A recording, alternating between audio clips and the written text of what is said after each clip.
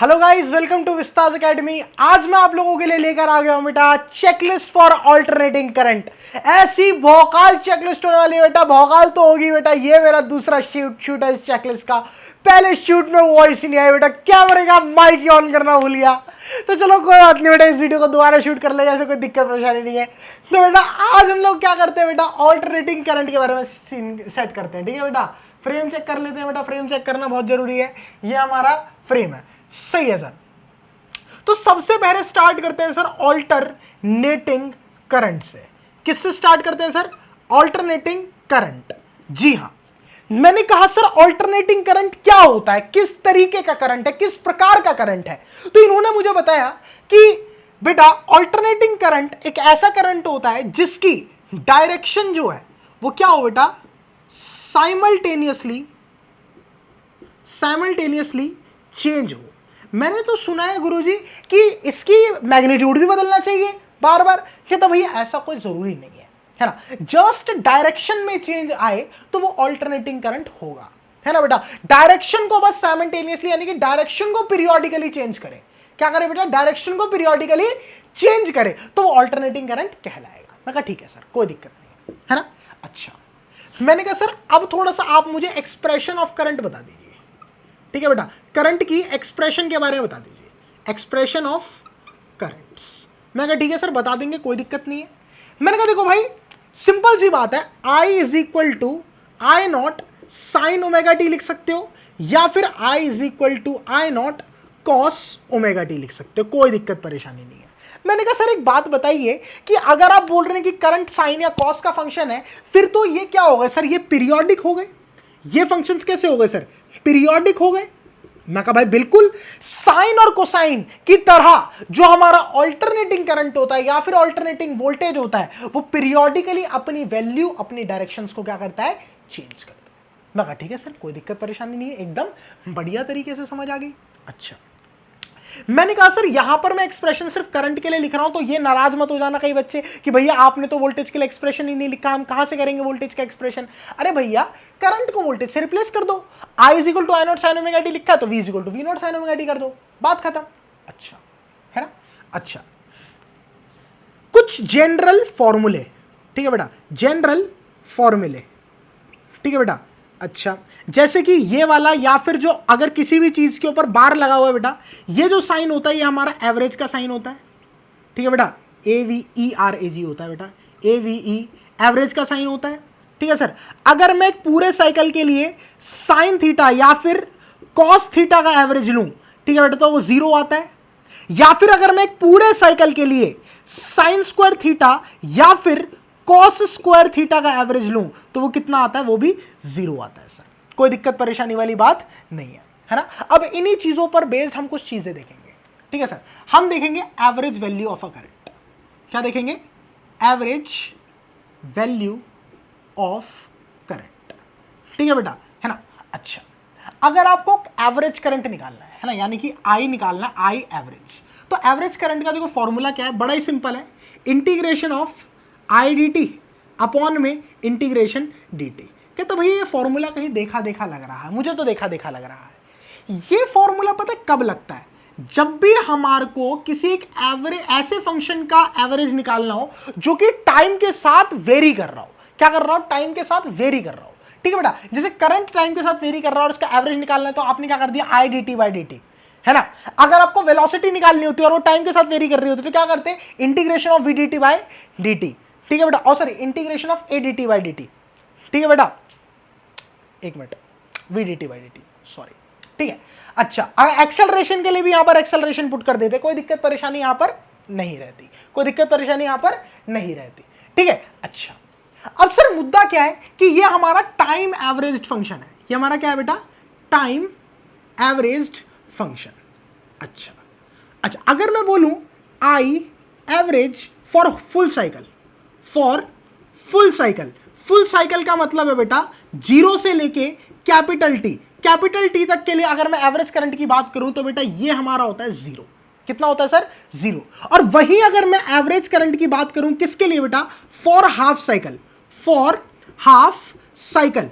ठीक है बेटा, तो हमारा 0 से T/2 के लिए, ठीक है बेटा। तो हमारा जो आता है बेटा ये आता है 2I0/π, या फिर इसको बोला जा सकता है 0.3 ऑफ I0। ये हमारी एवरेज वैल्यू ऑफ करंट निकल कर आती है। अच्छा सर, कोई दिक्कत वाली बात नहीं है सर, है ना। यहां से कुछ नहीं है, 0 से t की लिमिट, 0 से t की लिमिट पुट करना है ना, और यहां पर I की जगह पे I0 sin ωt रख देना और sin ωt का इंटीग्रेशन कर देना, सिंपल, ठीक है ना। सर आपको तो बहुत सिंपल लग रहा है, हमें तो नहीं लगेगा, ऑब्वियस सी बात है नहीं लगेगा, है ना, क्योंकि अगर देखो जिस बच्चे ने इंटीग्रेशन पढ़ लिया होगा, खैर अभी तो खैर रिविजन वाले बच्चे ही देख रहे होंगे, है ना, तो इंटीग्रेशन पढ़ ही लिया होगा, है ना, तो इंटीग्रेशन पढ़ लिया होगा तो साइन थीटा का इंटीग्रेशन कोई ज्यादा बड़ी चीज नहीं है यार, ठीक है ना। अच्छा, अब इसके बाद एक चीज आती है बेटा, इसके बाद एक चीज आती है root mean square current, root mean square current, है ना, यानी कि इसको हम लिखते हैं IRMS, ठीक है बेटा। क्या लिखते हैं इसको? IRMS। तो IRMS पता कैसे लिखा जाता है? IRMS कैसे लिखा जाता है? IRMS लिखा जाता है रूट,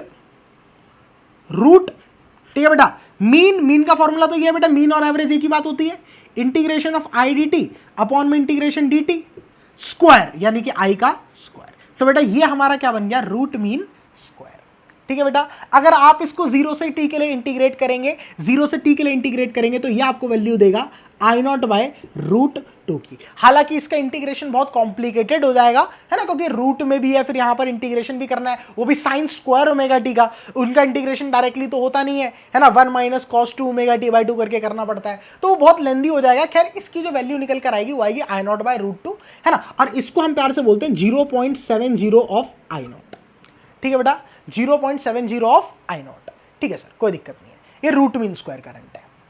लेकिन सर फिर भी मुझे संतुष्टि नहीं हो रही कि ये कैसे आया, थोड़ा सा निकाल के बता दो। मैं कहा यार देख, इस वाले तरीके से निकाल के बता सकता हूँ, इस वाले तरीके से निकाल के बता सकता हूँ, करना है तो बता। कहता भैया करा दो। मैंने कहा देख भाई, देख समझिए बात को, क्योंकि यहाँ पर बात समझनी पड़ेगी, ठीक है ना, क्योंकि मुझे नहीं पता तुमने ये तरीका पढ़ा है नहीं पढ़ा। खैर CBSE में मुझे नहीं पता ये तरीका वैलिड है या नहीं है, ठीक है बेटा। आंसर की में क्या लिखा हुआ आता है, मेरे हिसाब से तरीका वैलिड नहीं होगा CBSE में, बट हाँ वेरीफाई करने के लिए आपकी अपनी नॉलेज के लिए तरीका बहुत सही, क्योंकि आगे जाके आप लोगों ने कॉम्पिटिटिव एग्जाम्स तो देने ही होंगे, ठीक है। तो देख लेते हैं बेटा, देख लेते हैं। मैंने कहा भाई देख IRMS का मतलब क्या है? कहता भैया रूट मीन स्क्वायर। मैं कहा भाई रूट मीन का मतलब ऐसे होता है और स्क्वायर का मतलब ये। कहता हाँ भैया, रूट भी हो गया, मीन भी हो गया, करंट का स्क्वायर भी हो गया। मैं कहा ठीक है भाई, ऐसे भी लिख सकते हैं। मैं कहा भाई RMS को मैं लिख दूं under the root of, I की जगह पे क्या लगाते हैं? I0 sin ωt, कोई दिक्कत? ठीक है बेटा, और यहां पर स्क्वायर था ना I का, तो I का स्क्वायर, ठीक है बेटा, पूरे का स्क्वायर हो जाएगा, I square sin square ωt हो जाएगा, ठीक है बेटा। IRMS यहां पर क्या है बेटा? Under the root of I0 का स्क्वायर, I0 के स्क्वायर का एवरेज, और यहां पर sin स्क्वायर ωt का एवरेज, ठीक है, कोई दिक्कत नहीं है। ऐसे ही IRMS कितना आ जाएगा बेटा? I0 स्क्वायर का एवरेज कितना होगा बेटा? I0 स्क्वायर का एवरेज I0 स्क्वायर ही आएगा, क्योंकि कांस्टेंट, अगर मैं बोलूं क्लास में सभी बच्चों के 5 नंबर आए हैं, है ना, तो एवरेज क्या निकल कर आएगा? 5 ही निकल कर आएगा, और I0 एक कांस्टेंट वैल्यू है, तो मैं इसका एवरेज निकलने की कोशिश करूंगा तो I0 का स्क्वायर ही आएगा, सिंपल सी बात है ना। और साइन स्क्वायर ωt है, साइन स्क्वायर थीटा की फॉर्म का है, तो साइन स्क्वायर थीटा की फॉर्म का जो एवरेज निकल कर आता है, सॉरी गलती से 0 लिख दिया, 1/2 निकल कर आता है। क्या निकल कर आता है? 1/2, सॉरी ये एरर है, ठीक है बेटा, सॉरी माय मिस्टेक, ठीक है बेटा। तो यहां पर कितना है बेटा? 1/2, ठीक है बेटा। तो कितना आ जाएगा बेटा? ये आ जाएगा I0/√2। लो पूरा ही निकाल दिया मैंने तो, आपने बोलते थोड़ा निकाल दो जी, लो पूरा ही निकाल दिया मैंने तो, ठीक है बेटा, है ना। तो यहां पर तो मैंने पूरा ही निकाल दिया, ऐसे कोई दिक्कत परेशानी वाली बात नहीं है ना बेटा। ओ माई गॉड, ठीक है, मार्कर गिर गया भाई, ये अच्छी चीज नहीं है, ठीक है बेटा। अच्छा सर आप ऐसे एवरेज भी निकाल सकते हो? मैं कहा बिल्कुल निकाल सकता हूं। मैं कहा भाई देख, आई एवरेज का क्या होता है? आई एवरेज का मतलब होता है आई का एवरेज कर दो। ले भाई, आई की जगह पे I0 sin ωt रख दे, तो यहां पर I0 का एवरेज और sin ωt का एवरेज। अब I0 का एवरेज तो I0 ही आ जाएगा, और sin थीटा का एवरेज 0 होता है ना बेटा, तो इंटू 0, तो आ गया 0। कोई दिक्कत परेशानी वाली बात नहीं है ना बेटा। तो एकदम बढ़िया तरीके से हमारे को यहां तक बात समझ में आ गई। मगर ठीक है यार, कोई दिक्कत नहीं है, तो यहां तक की बात क्लियर है। इसके बाद आता है बेटा हीट इन ऑल्टरनेटिंग करंट, ठीक है बेटा। क्या आता है? Heat in alternating current. AC circuit के अंदर हीट कितनी जनरेट होती है? मैं कहा भाई देख लेते हैं, कोई दिक्कत नहीं है, देख लेते हैं। मैंने कहा ठीक है, heat in alternating current, heat in AC circuit. अच्छा मैं कहा भाई इससे पहले ना रूट मीन स्क्वायर को थोड़ा रूट पे समझना पड़ेगा। मैं कहा ये तो बड़ी बढ़िया चीज है जी, रूट मीन स्क्वायर को रूट पे। मैं कहा चलो भाई समझते हैं। मैं कहा भाई एक्चुअल में रूट मीन स्क्वायर है क्या? कहता भाई मान ले तेरे एक रजिस्टर लगा हुआ है किसी सर्किट में, ठीक है ना, और ये कैसा ऑल्टरनेटिंग करंट से कनेक्टेड है, रेजिस्टेंस लगा हुआ है, आई करंट भेज रहा है ना, और टी सेकेंड्स के अंदर यानी कि एक पूरे साइकिल के अंदर, मान लो पूरा साइकिल ही ले लो, पूरे साइकिल के अंदर इस करंट ने जो हीट जनरेट करी वो जनरेट करी 100 जूल्स। कितनी हीट जनरेट करी बेटा? 100 जूल हीट लिबरेट करी। मैं कहा ठीक है भाई। ऐसे ही मैंने बोला कि सेम रजिस्टर बिल्कुल सेम, एक क्या लगा दे, एक डायरेक्ट करंट से लगा, है ना बेटा, और कुछ करंट पास करा। मैं कहा भाई कुछ करंट पास हो रहा है ना भैया, और ये टी सेकंड में कितनी हीट जनरेट कर रहा है बताइए जरा। कहता भैया 50 जूल जनरेट कर रहा है। कहता नहीं, बैटरी को बढ़ा, करंट की वैल्यू बढ़ा, और एक काम कर, रेजिस्टेंस सेम रखियो, है ना, टाइम भी सेम रखियो, रेजिस्टेंस भी सेम रखियो, बैटरी बढ़ा, करंट बढ़ा, और एक काम कर हीट जनरेट कर 100। मैं कहा ठीक है भाई। तो मैंने एडजस्टमेंट बिठाया, बैटरी बढ़ाई, है ना, बैटरी का पोटेंशियल बढ़ाया, है ना, करंट बढ़ाया, है ना, और करंट के बढ़ाने पे बेटा जो हमारा ये निकल कर आया, हीट निकल कर आया, एक पॉइंट ऑफ वैल्यू पे करंट की हीट कितनी निकल कर आई? 100 जूल। मैं कहा भाई हीट 100 जूल आ गई? कह रहा हाँ भैया आ गई। मैं करंट बता आप कितना था? कहता भाई करंट की वैल्यू थी आई डैश, करंट की वैल्यू थी आई डैश। तो मैं बोलूंगा इस ऑल्टरनेटिंग करंट के कॉरस्पॉन्डिंग ये जो आई डैश निकल कर आया है ये इसकी आरएमएस वैल्यू है। मैं बोलूंगा ये जो आई डैश है इस करंट की आरएमएस वैल्यू है। ठीक है बेटा। तो यहां से तुम लोग एक चीज सीखे होगे कि आरएमएस वैल्यू क्या है। आरएमएस वैल्यू सबसे पहली बात तो स्टेडी वैल्यू है, क्योंकि डीसी करंट की वैल्यू होती है। ठीक है ना, डीसी करंट की वैल्यू बताई है मैंने, आरएमएस वैल्यू। ठीक है बेटा, आरएमएस वैल्यू क्या बताई? डीसी करंट की वैल्यू बताई, है ना, पहली बात तो ये। दूसरी चीज कैसी वैल्यू बेटा? RMS value steady value of current. RMS value क्या है बेटा? वो स्टेडी वैल्यू ऑफ करंट है जो कि same amount of heat generate करे, है ना बेटा, जो कि एक ऑल्टरनेटिंग करंट ने रजिस्टर के थ्रू किया था टाइम टी में। ठीक है बेटा, क्या बोल रहा हूं? आरएमएस वैल्यू वो स्टेडी वैल्यू है करंट की जो कि same amount of heat generate करे जो कि ऑल्टरनेटिंग करंट ने किया था आर रजिस्टर के थ्रू सेम टाइम में। सिंपल सी बात है बेटा, क्लियर सी बात है। जिसको समझ में नहीं आया थोड़ा सा पीछे करो, फिर से देखो, समझ में पक्का आएगा, है ना बेटा, हार नहीं माननी। ठीक है जी, तो ठीक है, मैंने कहा इसका मतलब है कि ऑल्टरनेटिंग करंट के द्वारा जो हीट जनरेट करी गई प्लस में जो ये आरएमएस करंट के द्वारा जो हीट जनरेट करी गई वो दोनों सेम होंगी। कहता हाँ भाई यही मुद्दा है। मैं कहा ठीक है, समझ गया। ठीक है, चलो अच्छा, अब देखते हैं बेटा हीट का फॉर्मूला क्या होता है बेटा। हीट का फॉर्मूला हम लोग बोल सकते हैं आई स्क्वायर आर डी टी का इंटीग्रेशन 0 से t के लिए। कोई दिक्कत वाली बात नहीं, क्योंकि करंट यहां पे वेरिएबल होता है ना बेटा। ये मैं फॉर्मूला लिख सकता हूं हीट का, और हीट जो मेरी निकल कर आती है बेटा, हीट जो मेरी निकल कर आती है वो आती है I naught square R T by 2। ये हीट मेरी निकल कर आती है, ये हीट मेरी निकल कर आती है। इसको अगर सॉल्व करोगे ना 0 से t के लिए तो ये निकल कर आएगी। भैया आप इसको प्लीज सॉल्व करके दिखा सकते हो? बेटा सॉल्व तो नहीं कर सकता, हाँ इस वाले मेथड से बता दूंगा, इस वाले मेथड से बता दूंगा। कहता भैया बताओ। मैं कहा भाई रूट मीन स्क्वायर का मतलब क्या था? कहता भैया ये है ना। मैं कहा ठीक है भाई, I is equal to I naught by root 2 समझ में आ गया था, आई आर एम एस। कहता हाँ भैया बिल्कुल आया था, है ना। अच्छा, मैं कहा भाई एक काम कर, यहां से रूट है ना इसका स्क्वायर कर दे तो क्या बनेगा? कहता भैया ये बन जाएगा आपका आई आर एम एस का स्क्वायर, है ना, is equal to integration I square D T upon में इंटीग्रेशन डी टी। मैं कहा ठीक है भाई। कहता भैया इसको इधर ले जा। ठीक है, इसको इधर ले गया तो क्या आ गया? आई स्क्वायर आर एम एस का इंटू में डी टी का इंटीग्रेशन। अब यार ऑब्वियस सी बात है, सिंपल सी बात है, इंटीग्रेशन ऑफ डी टी करोगे ना यहाँ पे तो टी निकल कर आएगा, इंटीग्रेशन आई नॉट स्क्वायर इंटू में डी टी। ठीक है बेटा, क्योंकि आर एम एस थोड़ी टाइम पे डिपेंड करता है, तो यहाँ पर इसका इंटीग्रेशन करोगे तो कितना निकल कर आएगा? टी ही निकल कर आएगा। मैं कहा ठीक है भाई। मैंने कहा यार दोनों तरफ आर मल्टीप्लाई कर सकते हैं? कहता भाई बिल्कुल कर सकते हैं। मैं कहा यार ये फॉर्मूला किसका है देखियो जरा। कहता भैया ये फॉर्मूला तो हीट का है। मैं कहा लगा दे फिर, heat is equal to I R M S का square into R into T. तो आई आर एम एस कितना है बेटा? आई आर एम एस तो आई नॉट बाई रूट 2 होता है, इसका स्क्वायर करोगे कितना आएगा? I naught square by 2 into R into T is equal to heat. इसीलिए तो बोला था कि रूट मीन स्क्वायर जितनी हीट जनरेट करता है उतनी ही हीट कौन जनरेट करेगा? ये वाला करंट जनरेट करेगा। ठीक है बेटा, कोई दिक्कत परेशानी मेरे हिसाब से आप लोगों को यहाँ पर नहीं होगी। ठीक है, तो यहाँ तक की बात आप लोगों को समझ में आई। यहाँ आ गया आपका हीट इन ऑल्टरनेटिंग करंट। ठीक है, अच्छा आगे क्या करेंगे भैया? आगे मैं आप लोगों को कैपेसिटर, रजिस्टर और इंडक्टिव सर्किट बताने वाला हूं आज। एलसीआर सर्किट, रेजोनेंस, ये सब हम कल करेंगे और न्यूमेरिकल्स भी इस पर कल देखेंगे। लेकिन आज एलसीआर सर्किट की एक ऐसी टेबल तुम्हारे हाथ में दे दूंगा जिसमें हर एक टाइप है, हर एक टाइप है बेटा, हर एक टाइप। ठीक है बेटा, ध्यान से समझिए, ध्यान से समझिए। और ये टेबल आपकी जिंदगी की गोल्डन टेबल होने वाली है बेटा। ठीक है ना, 5 मिनट के अंदर अंदर बेटा जो आपके सामने टेबल आएगी बनकर, ठीक है बेटा, वो तुम्हारी जिंदगी की ऐसी टेबल होगी, भैया हैं आपने तो पूरा एलसीआर एक ही टेबल में उतार दिया। ठीक है, ऐसी हर एक वेरिएशन एलसीआर से रिलेटेड, एलसीआर कंबाइंड नहीं, इंडक्टर, कैपेसिटर, रजिस्टर से रिलेटेड जितने भी वेरिएशंस पर क्वेश्चंस आते हैं वो सारे के सारे क्वेश्चंस इस टेबल में से ही आएंगे। ठीक है बेटा, इससे बाहर नहीं आएंगे, याद रखिएगा। तो हमारे पास कितने एलिमेंट्स होते हैं, ध्यान से देखिए बेटा। हमारे पास सर पहला एलिमेंट जो होता है सर वो होता है रजिस्टर, रजिस्टर। ठीक है, दूसरा हमारे पास होता है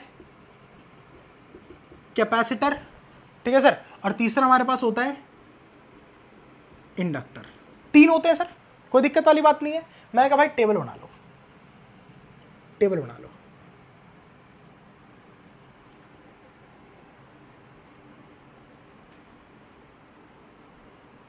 भाई लकीरें सीधी नहीं खींचता यार मैं, है ना। अब कतई पैब्लो पिकासो हो रहा हूं मैं, है ना, कतई पैब्लो। देखो पैब्लो पिकासो बोलते टेढ़ी हो गई ना लाइन। ठीक है, तो सबसे पहले क्या करते हैं सर, सबसे पहले हम लोग लिखते हैं, ये फ्रेम में है ना, ये है फ्रेम, ये है फ्रेम में, है ना, यहां पर है, दिख रहा है ना।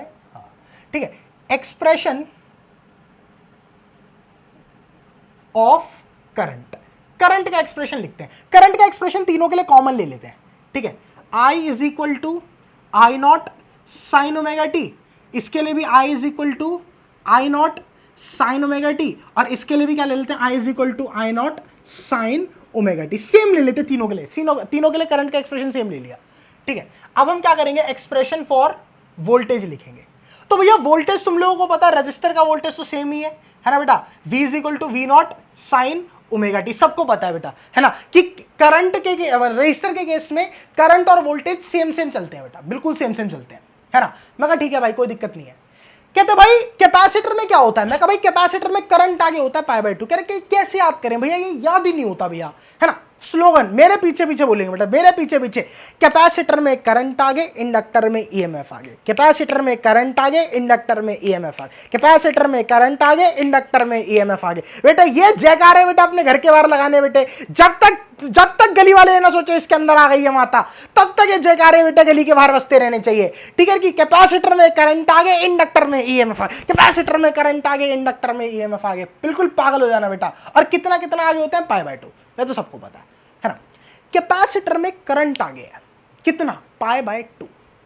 ठीक है, तो ध्यान से देखिए इसका एक्सप्रेशन कैसे लिखा जाएगा, वोल्टेज का एक्सप्रेशन कैसे लिखा जाएगा, V is equal to V naught sine. अब यहां पर भरना है मेरे को कुछ। अच्छा, मैंने कहा कि कैपेसिटर में करंट आ गया पाई बाय 2, इसका मतलब समझे दया। हाँ जी सर, क्या समझे सर, क्या सर, वोल्टेज पीछे है, ये वही वाला लॉजिक है।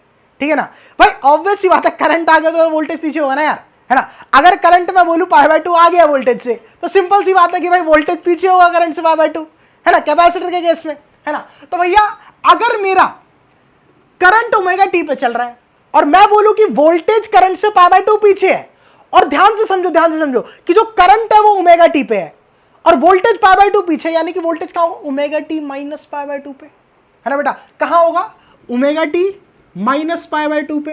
तो इन कैपेसिटर में करंट आगे, इंडक्टर में ईएमएफ, ईएमएफ यानी कि वोल्टेज आगे। तो वोल्टेज देख लेते हैं बेटा, V naught sine omega T plus pi by 2, है ना बेटा। ईएमएफ आ गया बेटा, यानी कि वोल्टेज आ गया, तो वोल्टेज आगे करने में कोई दिक्कत नहीं। जहां पर करंट खड़ा है, करंट कहां खड़ा है, ओमेगा टी पे, ओमेगा टी पे करंट खड़ा है, तो इससे पाई बाय 2 आगे, यानी कि यहां पर ये बन गया सर। ठीक है, अच्छा तीसरी चीज क्या आती है सर, तीसरी चीज क्या आती है, तीसरी चीज आ जाती है फेज। तीसरी चीज क्या आ जाती है सर, फेज डिफरेंस। ठीक है बेटा, फेज डिफरेंस। ठीक है बेटा, फेज डिफरेंस देखते हैं बेटा। फेज डिफरेंस यहां पर तो 0 है, दोनों साथ साथ चल रहे हैं। यहां पर फेज डिफरेंस कितना है, पाई बाय 2, यहां पर फेज डिफरेंस कितना है बेटा, पाई बाय 2, सिर्फ मैग्नीट्यूड लिख रहा हूं। अब हम लिखते हैं लीडिंग एलिमेंट। क्या लिखते हैं, लीडिंग एलिमेंट। क्या लिखते हैं बेटा, लीडिंग एलिमेंट लिखते हैं कि लीड कौन कर रहा है, लीड यानी कि आगे कौन है। यहां पर तो बेटा नन, दोनों साथ में। यहां पर देखो बेटा, यहां पर हमारा लीडिंग एलिमेंट कौन है, यहां पर हमारा लीडिंग एलिमेंट है करंट। कौन है बेटा, करंट हमारा लीडिंग एलिमेंट है, कितने से, π/2 से, है ना। यहां पर हमारा लीडिंग एलिमेंट कौन है बेटा, इंडक्टर में ईएमएफ यानी कि वोल्टेज। वोल्टेज है सर कितना, वोल्टेज को लिख देते हैं पूरा, वोल्टेज कितना सर, वोल्टेज है सर π/2 से। मैं कहा ठीक है भाई।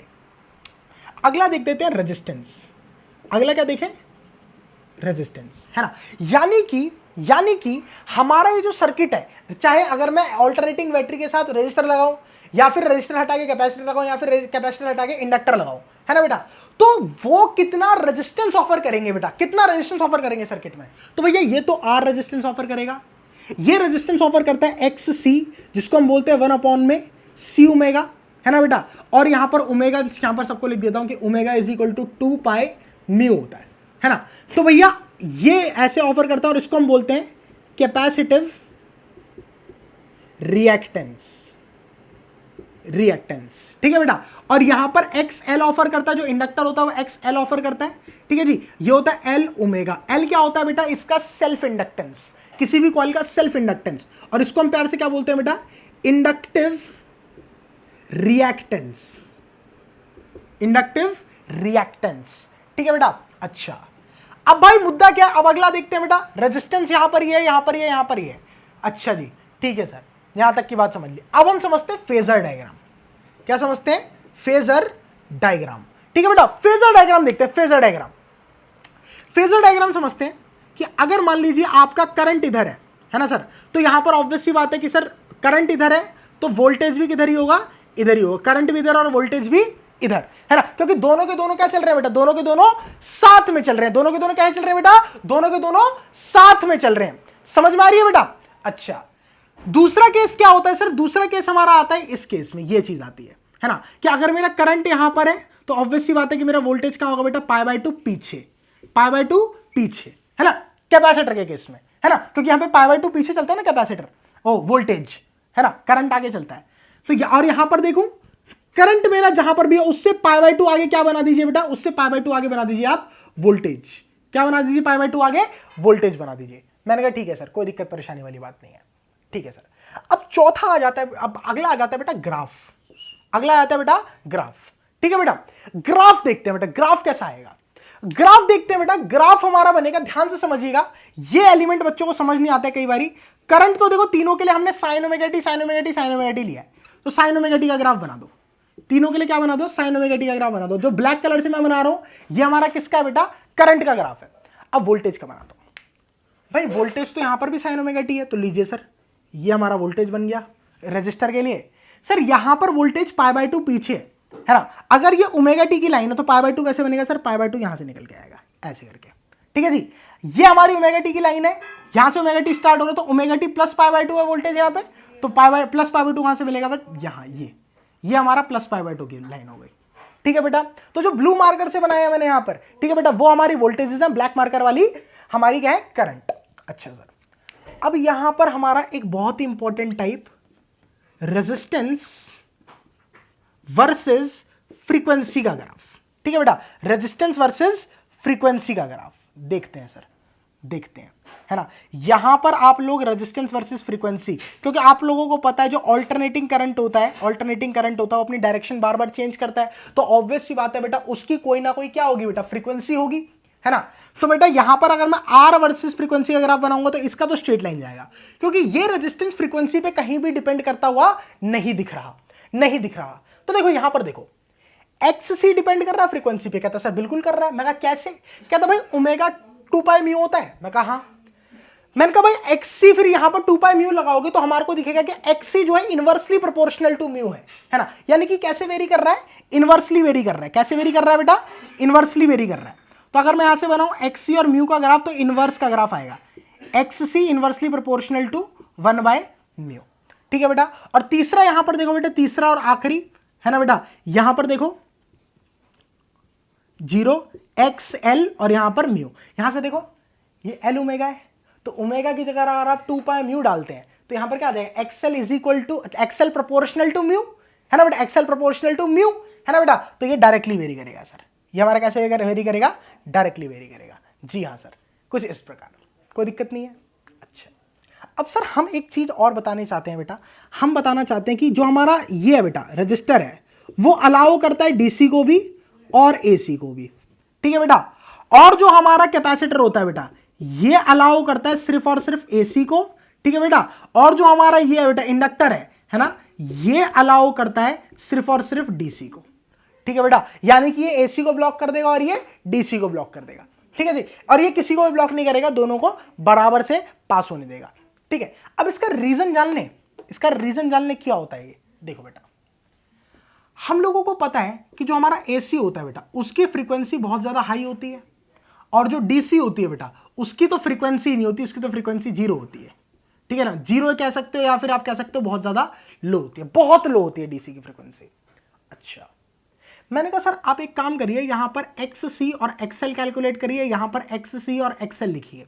मैं कहा भाई एक्स सी में लिखता हूं 1/c ओमेगा, ओमेगा की जगह पे ये डाल सकते हैं 2 पाई म्यू, और यहां पर एल ओमेगा लिखते हैं, ओमेगा की जगह सर हम 2 पाई म्यू डाल सकते हैं। ऐसे यहां पर भी एक्स सी 1/c 2 पाई, ओमेगा की जगह 2 पाई म्यू डाल सकते हैं। एल एक्सएल एल ओमेगा होता है, ओमेगा की जगह 2 पाई म्यू डाल सकते हैं, ठीक है सर, ध्यान से समझिए। मैंने बोला एसी के लिए देखिए ध्यान से, एसी के लिए ध्यान से देखिए। एसी के लिए अगर म्यू की वैल्यू बड़ी है, म्यू की वैल्यू बड़ी है, तो एक्सी बहुत छोटा हो जाएगा, एक्सी बहुत छोटा हो जाएगा। यानी कि अगर फ्रीक्वेंसी एसी की ज्यादा है, ऑब्वियसली बात है वो ज्यादा ही होती है ना, तो जो एसी है बेटा, एसी के केस में, अल्टरनेटिंग करंट के केस में, जो हमारा एक्ससी है, इसकी वैल्यू बहुत कम आ जा रही है, क्योंकि अगर म्यू ज्यादा है तो एक्सी बहुत कम होगा, सिंपल सी बात है। तो ध्यान से देखो बेटा, एक्सी कम है, एक्सी क्या है सर, एक्सी हमारा रेजिस्टेंस है, जो कि किसने दिया, कैपेसिटर ने दिया एक अल्टरनेटिंग सोर्स को, है ना।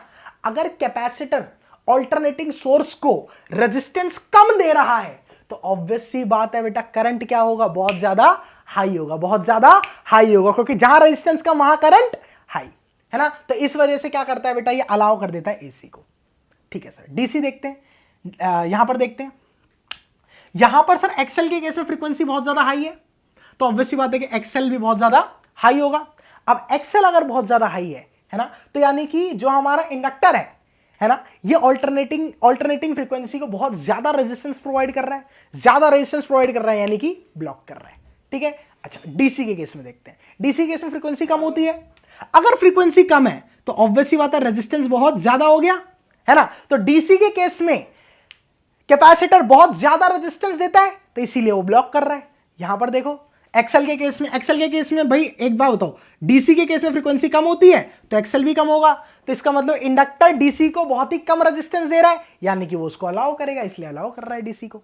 इसको याद करने का एक छोटा सा ट्रिक बना लो, एक छोटा सा ट्रिक बना लो, ये लिख के मत आ जाना जो मैं ट्रिक बता रहा हूं, ठीक है, बस याद कर लो उसको, है ना। एक कैपेसिटर का याद कर लोगे, इंडक्टर का तो अपने आप हो जाएगा, है ना। तो देखो बेटा, मैंने बोला कुछ नहीं है, कैपेसिटर ऐसा होता है, एसी कैसे जाता है बेटा, एसी जाता है कुछ कुछ कुछ कुछ कुछ कुछ कुछ कुछ करके, ठीक है बेटा, कैसे जाता है कुछ कुछ कुछ कुछ कुछ कुछ कुछ करके, ठीक है बेटा। तो जो डीसी है बेटा, डीसी तो स्ट्रेट आता है, तो स्ट्रेट आएगा, दीवार से हिट होगा, आगे नहीं जा पाएगा, इसीलिए जो कैपेसिटर होता है डीसी को क्या कर देता है, ब्लॉक, क्योंकि डीसी आता है स्ट्रेट, ऐसे खट करके निकल जाए, ऐसे ऐसे आगे नहीं जा पाता, ठीक है। ऐसे याद करना है, ये रीजन नहीं है, याद कर लो, ठीक है। और ऑल्टरनेटिंग तो ऐसे आता है, ऑल्टरनेटिंग क्या कर सकता है, ऐसे जंप करके चला जाएगा दूसरी साइड, ठीक है। अल्टरनेटिंग करंट ऐसे होता है ना, तो क्या कर देगा, जंप करके चला जाएगा दूसरी साइड। तो इससे क्या कर सकते हो, याद कर सकते हो, है ना, कि जो हमारा अल्टरनेटिंग जो कैपेसिटर होता है वो अल्टरनेटिंग करंट को तो अलाउ कर रहा है, पर डायरेक्ट करंट को ब्लॉक कर रहा है। और ठीक उल्टा किसके केस में हो जाएगा, इंडक्टर के केस में। हो गया खत्म, लो जी, याद होगा दोनों। ये टेबल बेटा, इस टेबल से बाहर कुछ नहीं आएगा, ठीक है। ये टेबल आप लोग ढंग से देख लें, ढंग से बना लें अपने दिमाग में, ठीक है बेटा। और अगर आपको ये टेबल बनानी आती है तो एलसीआर सर्किट इंडिपेंडेंट में आपको कभी भी कोई दिक्कत नहीं आएगी। एलसीआर सर्किट की भी कुछ इसी तरीके की टेबल का मैं डिस्कशन करूंगा, ठीक है बेटा, नेक्स्ट क्लास में, ठीक है। कल की क्लास होगी और उसमें मैं बहुत सारे न्यूमेरिकल्स भी कराऊंगा पूरे चैप्टर पे, जो भी इंपॉर्टेंट न्यूमेरिकल्स हैं, ठीक है बेटा। तो कल की क्लास भी बहुत ज्यादा इंपॉर्टेंट होने वाली है, तो कल की क्लास भी डेफिनेटली अटेंड करें, है ना बेटा। और वीडियो अच्छी लगे तो लाइक कर दें, चैनल को सब्सक्राइब कर दें, और बेटा इतना कर रहे हो तो कमेंट भी कर देना, ठीक है। और मतलब ऐसे, मतलब इतना कर रहे हो तो ऐसे मतलब ना, नीचे शेयर का ऑप्शन आता है, शेयर भी कर देना व्हाट्सएप स्टेटस पे, ठीक है बेटा। तो मिलते हैं आप लोगों से नेक्स्ट क्लास में, टिल देन बाय बाय।